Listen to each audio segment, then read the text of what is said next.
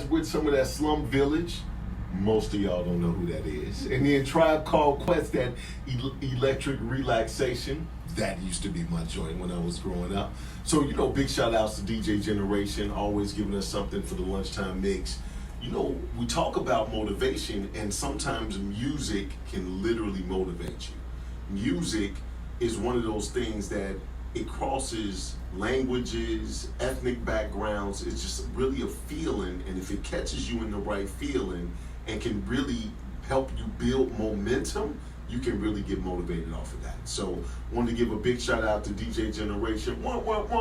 That's my guy doing it big. But hey, you know what? We got somebody that was just at my last show, I think last week, on Up Social. Up Social Network is a networking group that's right here in Houston. We literally plan on branding out to Austin and Dallas. I've had some conversations. Nobody's never really seen what we've done before from a networking standpoint. Is really, you get the opportunity to network in the room. We capture it on video, we stream it live, and you now digitally network within that space as well as you capture that stream. So we're streaming live right now, Up Social Live, but the person that I have in the studio right now is a lady by the name of Ruby Lee Sanders, and she wrote a book. Like, a lot of times people write books and they look like pamphlets. Like, they just look like some directions, right? This is literally a book called 11th Hour Chronicles. Ladies and gentlemen, give it up for Ruby Lee Sanders. Hey, Miss Ruby. Hey, how are you, Nolen? I'm doing well, and yourself? I'm doing wonderful. I'm glad to be here. Okay, all right. I want you to move into the mic just a little bit. I want everybody to make sure that they can hear you. Is this your, I take pride in this now. I'm letting you know right now, so I'm just asking respectfully. Yes. Is this your first radio interview? It's not my first. Okay, all right. But you are the second. I'm the second, all right. At least I'm in the top three. You know what? I pride myself in seeing the potential in people, right? So a lot of times people see the surface, and if you're not super successful and they haven't heard of you over and over again and saw you doing big things, a lot of times people don't want to have you on the show.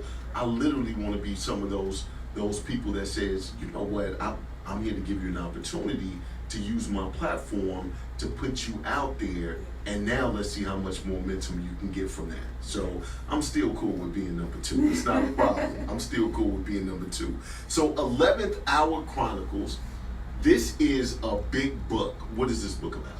Okay, 11th Hour Chronicles is about my life's journey written in the form of a novel. So it's about me going through the storm Hurricane Harvey with my son, and I correlated it with the many storms in my life that God has brought me through. And the name 11th Hour Chronicles come from, when we're in a storm or when we're in trouble, we always cry out and want God to come right then, but he never always comes when we want him to, but he always comes on time. He always comes right in the nick of time in those 11th hour moments when our backs are up against a brick wall. Absolutely. So you say you talk about Harvey, but all the other things that you went through as well. Would you mind sharing some of those experiences? Because we may be able to touch some people that are going through some of the same things right now. Sure. Okay. So it dates back to my childhood, growing up in Springfield, Massachusetts, growing up in the home of domestic violence. Me and my four sisters and I would watch my father on a daily basis beat my mother senselessly, and he would abuse us too, both physically and sexually. Then when I turned 17, I had a baby, and then trying to get back into church, give my life to God, and then ask for God to send me a husband. You know how we all want God to send a husband, and that turned out to be a disaster. So ended up getting divorced, and then life after divorce, because we live in such a non-committed world and a non-committed generation. So trying to find love after divorce, after the storm. So there's a few storms that I have recorded in my novel 11th Hour Chronicles. And I just want to say it's more than a novel, because I actually offer self-help in this novel. Usually novels, you're just telling a story, Sure. But I actually put in my advice and tips and things that I've learned while going through those storms to help other people. As far as I give women empowerment too, because I'm that voice of reason to some women that are second guessing themselves. You know, a lot of times we're in relationships and we know how we want to be treated, but then sometimes we settle for less just to be in the company of someone else. So I'm that voice like, hey, wait a minute, you're doing entirely too much, or hey, you know, because we all hear that little voice, and sometimes we ignore it just to be in love or have love or searching for love. But I'm that voice like, wait a minute, you're doing too much, because I've been there and done that. Right. So it's based off of my experiences to be that voice of reason to people while going through the storm. Got you. So you like I just was watching some show my wife watches. Sugar something. What is it? Queen Sugar. Queen Sugar, yes. Right. Queen Sugar. Did you see the episode where the chick came and talked to the old abusive husband that was David Allen Greer, and then his new woman walked up and she had groceries and she had a Band-Aid on her head, and she was like, chick, drop them groceries right now and come with me. She dropped them groceries on site and left immediately. So, you know, she was like, she told her, she said, you know what, you exactly where I was 30 years ago. Right. So, you know, it's one of those situations that everybody's looking for advice, right? Everybody's looking for how they can literally get better, how they can improve different aspects of their lives. Let it be reading a book, let it be, you know, something that we see on TV or social media or somebody that we know. It's so much more impactful when that person has went through it, right? Yes. And they've come out better on the other side. Yes. So now and I'll say that to say, first and foremost, kudos to you, and it's a lot of stock in your voice when you give that type of advice from experience, because everybody has thoughts, right? Oh, this is what you should do, like the word just. People use that word, just do this, just do that, and you ain't been through what I've been through, right? So it's just one of those situations that for you to take it and document it and write it down and then give direction, right? It's one thing to say, I went through this, I went through that, and here's my destination. It's another thing to say, these are the directions, so you don't end up like I ended up. And if I had known this before now, you know, sometimes we just have to grow through what we go through. Right. And so that's powerful that you have that voice that way. Right. The Bible says that we overcome by the words of our testimony and by the blood. So when we share one another's stories, a lot of times when we're going through something, we think that we're the only ones going through it. Yep. But if we were all to just be transparent and tell our individual stories, we will find out, although we may have gone through different things, we still share similarities, that we're all trying to get through this thing called life. Right. And how we overcome is by sharing one another's stories and by being transparent, because, you know, we live in a time where we live in a Photoshop world. So we love to Photoshop our pictures and everything, but God doesn't want us to Photoshop our testimonies, because it's the hardness, it is the ugliness of our testimonies that transitions us into the strong and powerful people that God has called us to be. So we like to cut the ugly parts, but everything molds us into our purpose. Good, bad, ugly, and indifferent. You know, it molds us into who we are, so that we can minister not out of our expertise, but out of our experiences, because there's a difference. I could go to school and learn how to tell you how to get through something, but it comes from, just like you said, it's a different feel when you know that somebody actually has gone through it and overcome. So it's just really a story about being triumphant through the many storms of life. And, you know, I am a single mother, and I thank God I raised a son that just graduated from Houston Baptist University. Oh, give it up for the young Trey Songz in the house. Dude looked just like Trey Songz when he first got started, right? Thank you. Absolutely. So I want to give the single mothers hope that you can raise your children and they can be successful, and that God will provide, because it's hard. It's hard. Sometimes we feel like we ought to settle and accept mistreatment from a man just to be able to take care of our children. But when you put your faith and trust in God, He will bring you through, and He will provide, and He will make ways. And I'm a living witness, because there were times I have in the book where I was on the verge of ending my life. I had, going back to the summer of 2017, upon me writing this book, I had a series of storms. I woke up to a home intrusion on Memorial Day morning.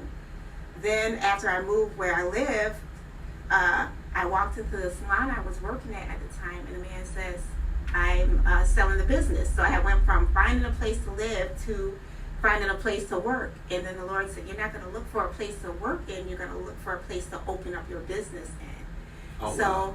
I started looking for a location, and thank God I am now over 2 years at the 11th Hour Hair Lounge. That's my business. I have a business partner. So sometimes storms will pull out in us what God has for us, because sometimes we're always in our comfort zone, and we'll stay just on the playing field and comfortable until something shakes some things up in us, and to cause us to to drive us into our destiny. So that was that summer. And then Harvey hit. So in the span of 3 months, I had a home invasion.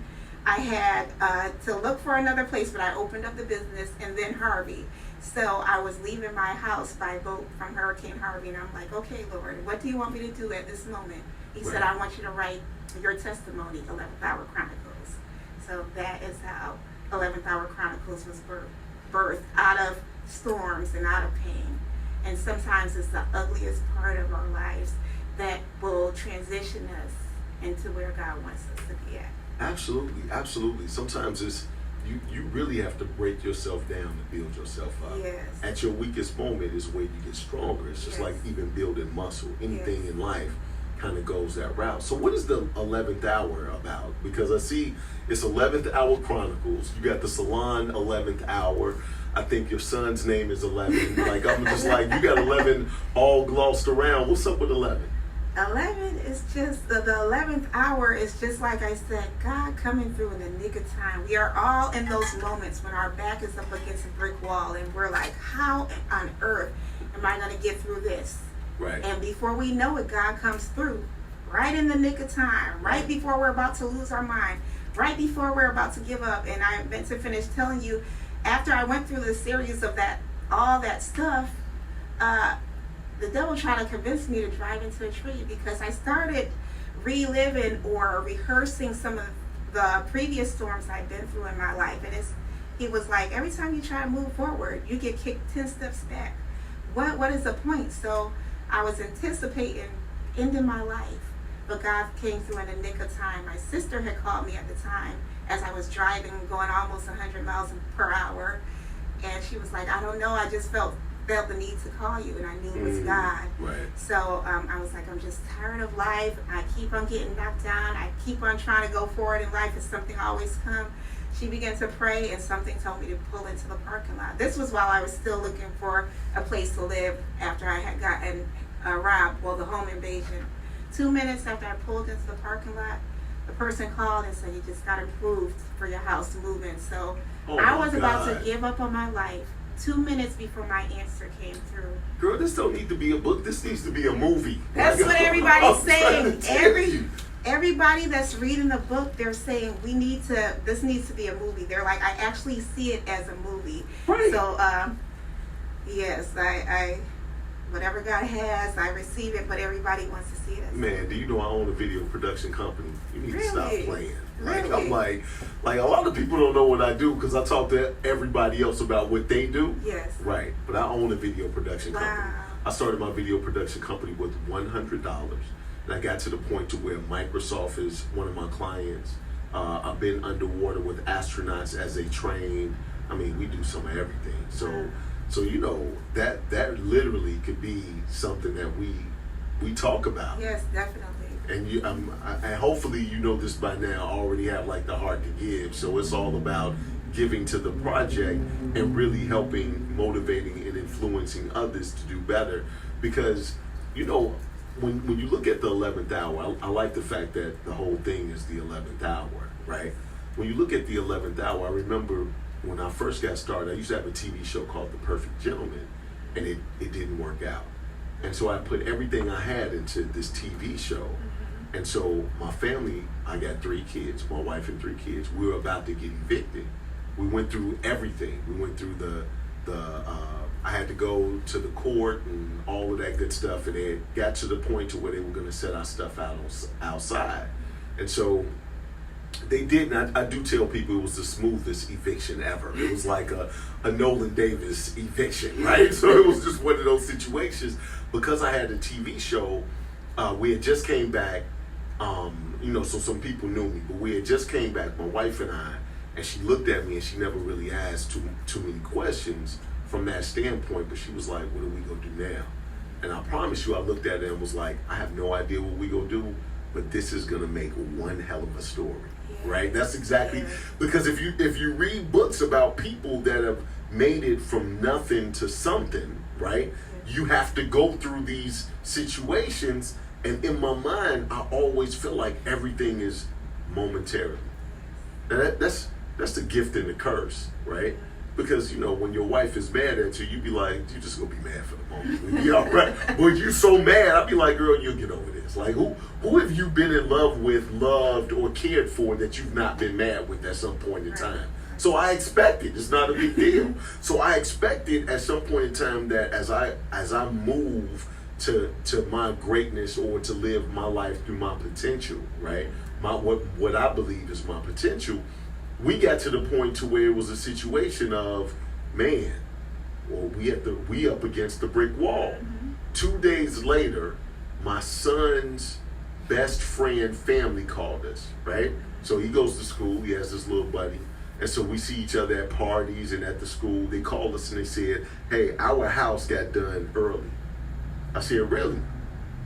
They said, the house that we're renting from right now, before we let the landlord know, I want to push you in there. This house it was a 3-bedroom house. We were in a 3-bedroom apartment, right?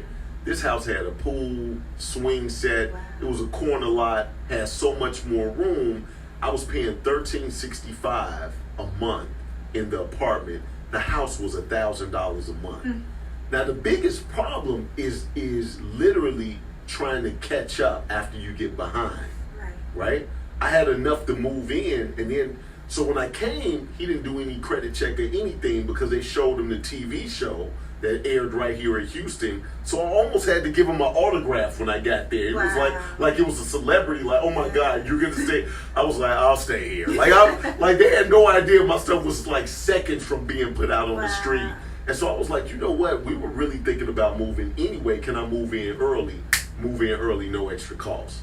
I was like, come on. So I looked at my wife and I tell her this all the time. I said, God is not gonna let me fail, because it say that if you love your wife like Jesus loved the church, right? Then everything is gonna work out one way or the other. So I'm telling you, you are absolutely correct on that whole 11th hour situation. And I have so many other stories but as you go and climb towards your greatness, a lot of times fear will stop you, because soon as something becomes uncomfortable, they don't know and they take the safe route, right? Which is keeping a job. And I'm not knocking people that keep a job, but a lot of times people can't sleep at night because they have this greatness inside of them. They have this potential inside of them. They have this anointing that God planted inside of them. And so now they just like, I'm just trying to get by because they're trying to be safe. But you got to go through the storm to come out on the other side. Yes, you do. And it's something that you said that, because a lot of times when you have a desire, God put desire in us for us to do His will, So when there's a desire for you to open up a business or start something, and it keeps on in the back of your mind, no matter how many times you try to put that thing down, and it keeps on waking you up, that's a God vision. That's something that God wants you to do. And a lot of times, like you said, we will allow fear to paralyze us. But we have to realize that God has not given us the spirit of fear, but power, love, and of a sound mind. So once you know that, you have to speak peace to your mind and pursue that thing that God has put within your heart, because it won't let you rest. Or if you just ignore it, you'll be miserable in life because you're not living to the fullest potential that God has called you to live at. So you'll constantly envy somebody else's success, possibly. Absolutely. Because you're seeing other people step out on faith, and you know there's something in you that you have to do, but you gotta step out, take that leap. At the time I opened up 11th Hour Hair Lounge with my business partner, like I said, I had just gotten robbed. Money was tight. I didn't know how I was going to open it up, but God made a way. See, God works with our faith. The Bible says he takes us from faith to faith, from glory to glory. So once he sees you take one step, he'll take 2, 3, 4 for you, but he has to see you initiate a step or a move of faith. Right. And a lot of times it takes that first initiation to just start moving in the direction. I didn't know when I started to write a book, I didn't know how I was going to get a whole book together. God told me the first step, just write. Right. And that's what I did. I committed all my weekends to write, and people were like, girl, you want to go out and get something to eat? No, I'm sorry. I have to write, because I was in the salon from Tuesday through Saturday working all day and night. So my Sundays and Mondays were committed to writing, to fulfill my dream, because there was an urgency for me to get this message out, to give other people hope. So whatever dream that you have, that thing that keep on nagging in the back of your head, that's meant for you to go forward into that dream. You have no idea. You're speaking to me right now. You are speaking to me right now. I got something that keeps resurfacing and it keeps transforming to the today's times. And yeah, you're speaking to me right now. Absolutely, absolutely. So in your book, as you talk about giving, guidance and direction, as you share your story on some of those things, what is some of that guidance and direction? What is some of that wisdom? Some of that wisdom is just stop second guessing yourself. A lot of times we second guess ourselves. Like talking about that fear, we allow fear to paralyze us. Fear paralyzes us, and we second guess ourselves. Most of the time, our first thought is the right thought, but then we sit back and be like, well, maybe God didn't tell me I should do that, or who gave you the right to write a novel?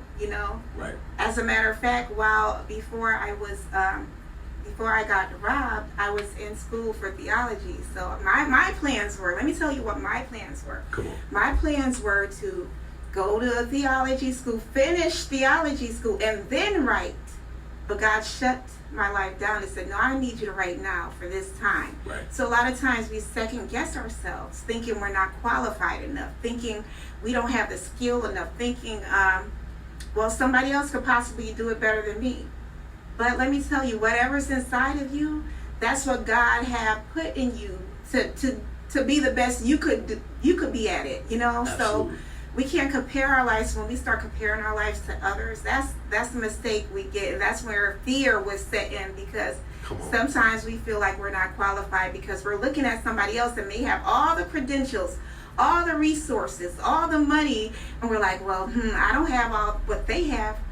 But God put in your DNA, he put within you everything you need in this life to fulfill your destiny. Absolutely, absolutely. Now here's the thing. I live just by a little bit of a different creed, right? Most people, and you're absolutely correct, that most people, they're comparing themselves to others and they're listening to others. That is my thing. I really cannot get down with listening to what other people have to say about my life, because you don't know what I feel inside.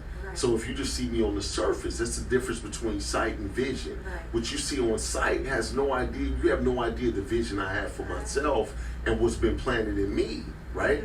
And so I realize that a lot of times we make the most money and we become the most successful through the wisdom that we obtain as we go through our channels, right?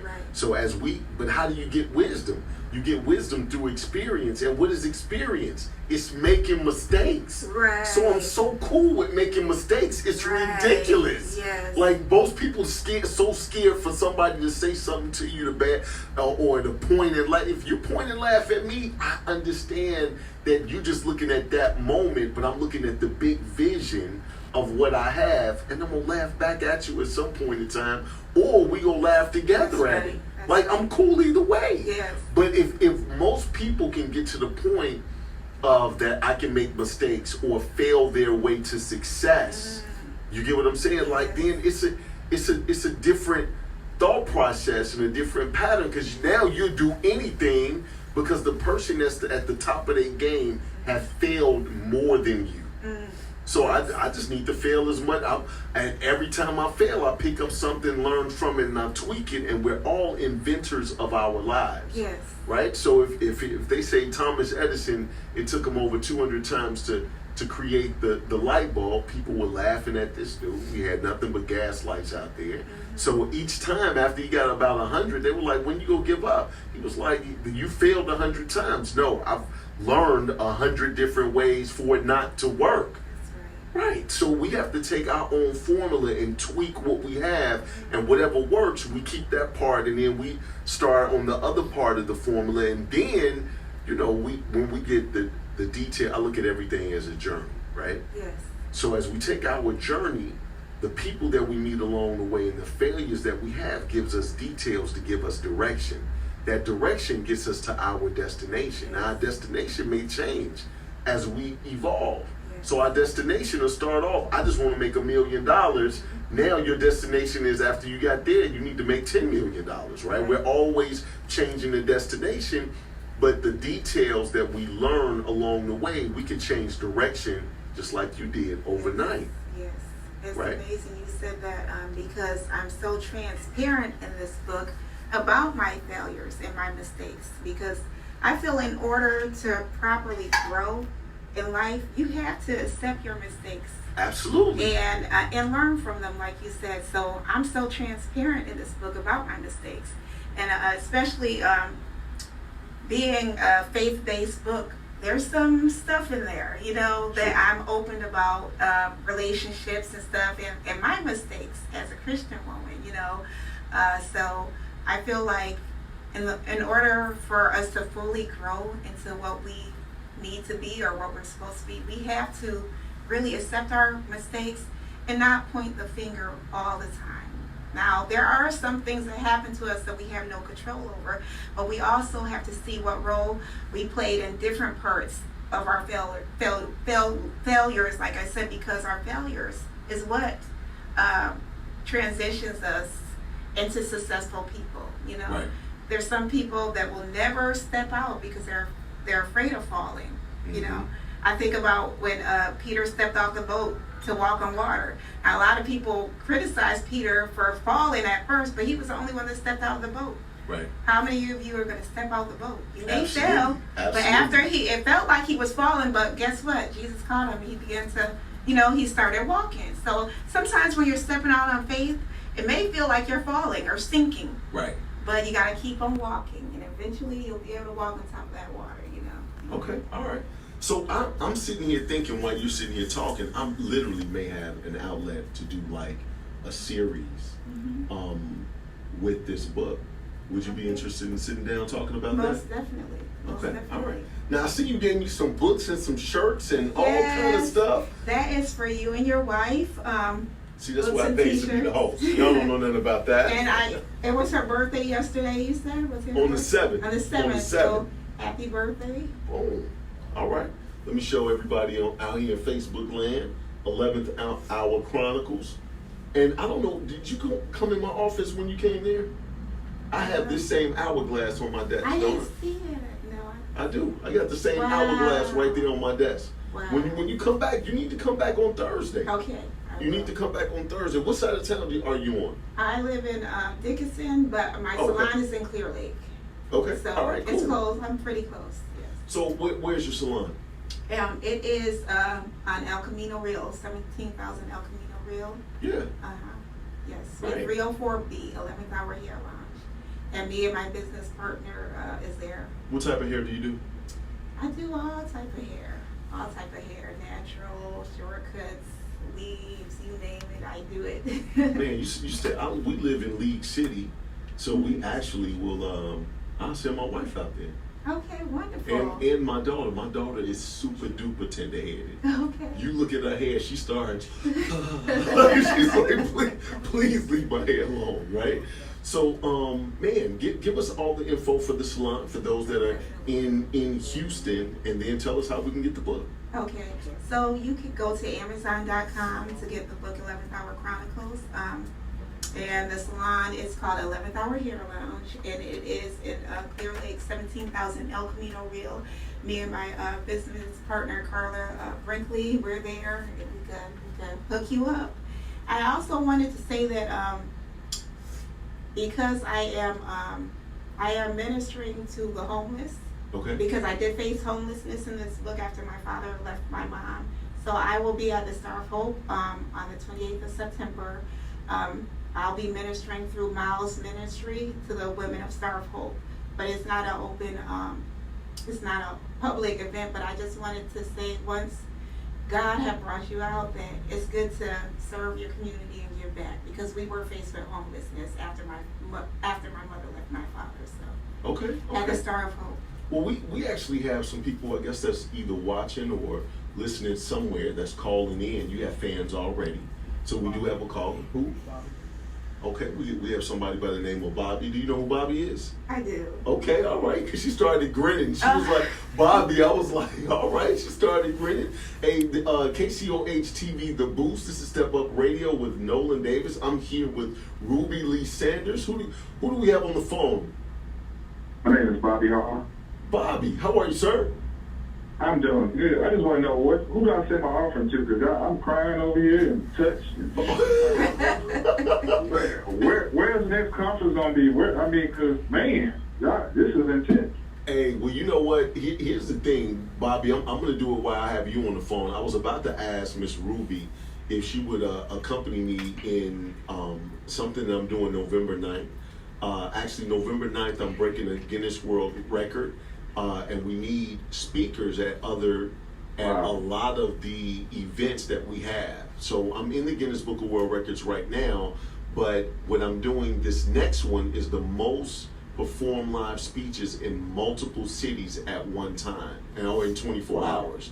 So we're gonna have different speakers as I go from place to place speaking, and I'd love for you to come and tell your story in a TED Talk type of way for like 15 minutes. Definitely. Can you do something like that for us? Sir, definitely. All right, so Bobby, to answer your question, you need to come out November 9th. I'm definitely going to be there because I'm like, wow, what a popcorn. Y'all had me showing it in. I didn't work just for you guys. Hey, so Bobby, what do you do, sir? For Southwest Airlines. Huh? Southwest Airlines. Southwest Airlines. Oh, yeah. Man, Bobby, you can I'm trying to tell you, we going to let you in for free. I just need one of them buddy passes. Like, I'm just trying to get our buddy pass just one way, and I'm good, man. I'm just messing with you. I'm just messing with you. We can work something out. Definitely work something out. Absolutely. Have you read the book, Bobby? Man, let me tell you how deep this thing is. I'm not really a reader. I'm like one of those movie person. I'm a visual person. Okay. But she say, you gotta read the book. You can't put it down. Man, I was reading that book every day. People was like, what are you doing? This not even your character. I couldn't put it down. It was so good. Right. I say, you got to make a movie out of this thing. Because, for me to read, I can read. For me to read, sit down that long and read a book, I'm like, man. Right. The only book I read is the Bible. You know what I'm saying? Couple of chapters, I'm done. But to read a whole book, okay, yes. It definitely is something for me. Hey, well, Bobby, I appreciate you calling in today. Anything you want to say to Miss Ruby before you go? We just keep trusting God, and He's going to take you places. Amen. Thank you. Hey, everybody give it up for Bobby. Thanks for calling in, sir. All right, thank you for letting me in. All right. Hey, so you got fans out there, the whole nine. Man, we just going to have to talk after this. Yes. I need you to stay till 2 o'clock. Can you do that? Yes. Okay, all right. Anything else you want to say before you go? No, just for everybody out there that have been through a storm, just know that God is with you in the midst of the storm. And if you put your faith in Him, He'll lead you right on through that storm, and you'll come out on the other side. All right. Hey, that's Ruby Lee Sanders. Give it up for her one more time. I appreciate the books. I appreciate the shirts. man, you and I, we gonna start working together on a couple of things. Thank you. Absolutely. Let's see where that takes us. As we talk about the storm, I thought this would be a good song right now to just come on after Miss Ruby, and a good segment for the next person that we have coming up. Stay tuned for some live saxophone music right here in the legendary studios of KCOH TV The Boost. I'm Nolen Davis. This is Step Up Radio. We'll be back in a moment. Trey, let's hit 'em.